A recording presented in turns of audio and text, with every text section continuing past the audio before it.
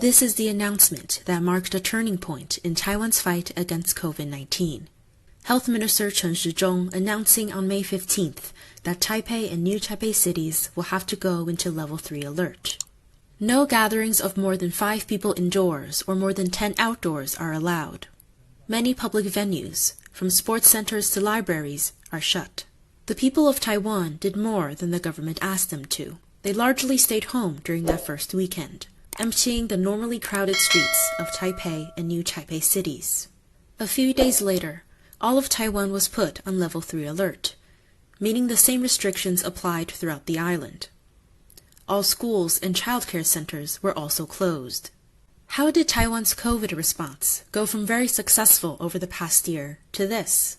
The Central Epidemic Command Center's investigations show pilots returning from flights abroad brought back the virus and spread it.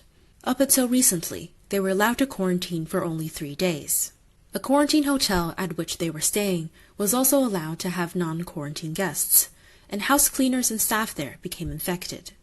But a major cluster infection also occurred at some hostess tea houses in Taipei's Wanhua district, and the hostesses, including migrant workers, sometimes also sell sex.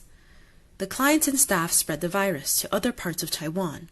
The authorities have shut down the businesses and are looking for several hostesses to test them and stop the virus from spreading if they're infected. President TAIWAN's administration has been criticized for not obtaining enough vaccines and of the brands people want to take. She says more vaccines are on the way.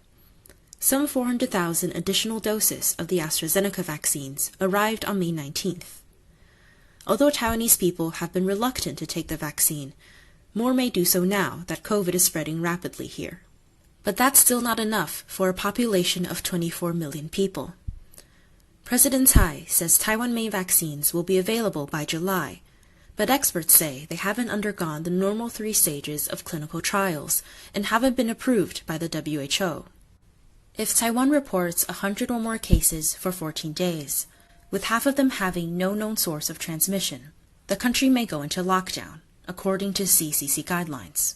Without sufficient vaccines, Taiwan has to count on the vigilance of its highly cooperative people, most of whom are choosing to stay indoors, sacrificing their convenience, earnings, and way of life to keep everyone safe. CNA, Taipei.